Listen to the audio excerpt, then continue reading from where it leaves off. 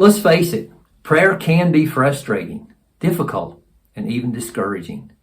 There's unanswered prayers, busy lives, and just not knowing what to say. So we have to ask ourselves, why even pray?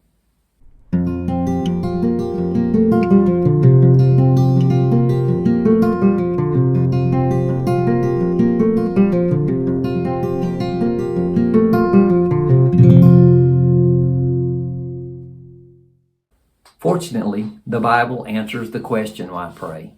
It gives us many positive examples, encouragements, and instructions.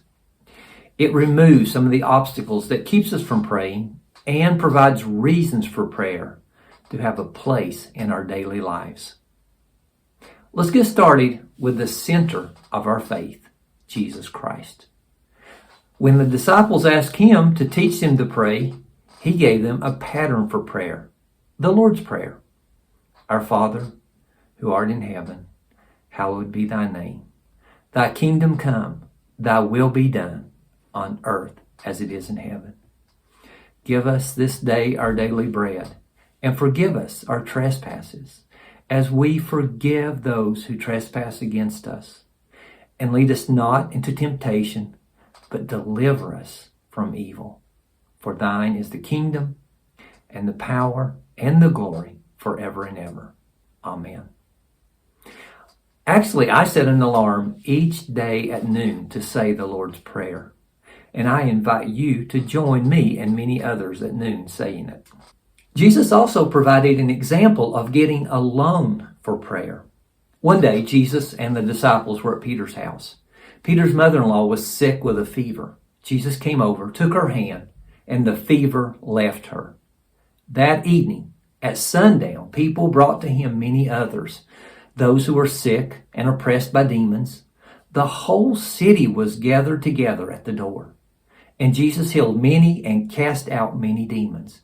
It was a long and tiring evening of ministry. And yet, Jesus still went to a quiet place to pray. Mark 1, verse 35 tells us, very early in the morning, while it was still dark, Jesus got up, left the house, and went off to a solitary place where he prayed. The Son of God, who had spoken the worlds into existence, felt a compelling need to pray and to bring his requests to the Father. So, why pray? Because Jesus did. Now, let's tackle that difficult issue of unanswered prayer. It seems we most often pray for specific needs, and when our requests don't materialize just as we want or as we expect, we cancel prayer out of our lives entirely. If honest, we must admit that many prayers were selfish by nature. Successes, happy outcomes, and relief from difficulties are the norm. Should we be surprised when selfish prayers go unanswered? We can't snub God on one hand and then ask for a favor on the other. James says that the prayers of a righteous person are powerful. And even godly people with good motives get no for an answer. Remember the Apostle Paul? He was an amazing Christian. He had a meeting with the risen Christ when he was converted on the Damascus Road. He spread the gospel over much of the known world. For the gospel, he was shipwrecked, beaten, and imprisoned. And he wrote many of the books of the New Testament. Yet, when he pleaded with the Lord to remove a thorn from the flesh, God's answer to him was no. He said, "My grace is sufficient for you, for my power is made perfect in weakness." 2 Corinthians 12:9. Then there was Jesus himself in the garden before the crucifixion. "My Father," he said, "if it is possible, let this cup pass from me. Yet it must not be what I want, but what you will." The scope of what God is doing in the world and in our lives is bigger than what we can often see or understand. We will get no's or what seems like unanswered prayers. So you may ask again, why pray?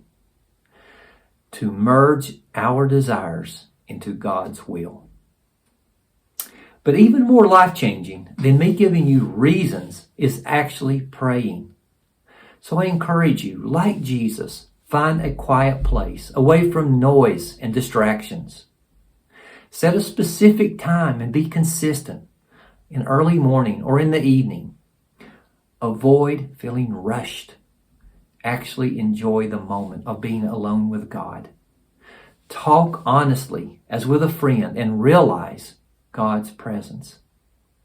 Sometimes we just don't know how to express ourselves. So prayer is a natural conversation with a supernatural being. And that leads us to our key spiritual insight. Prayer is as natural as talking honestly to a friend and as supernatural as being in the presence of God. And those, my friends, are words of hope.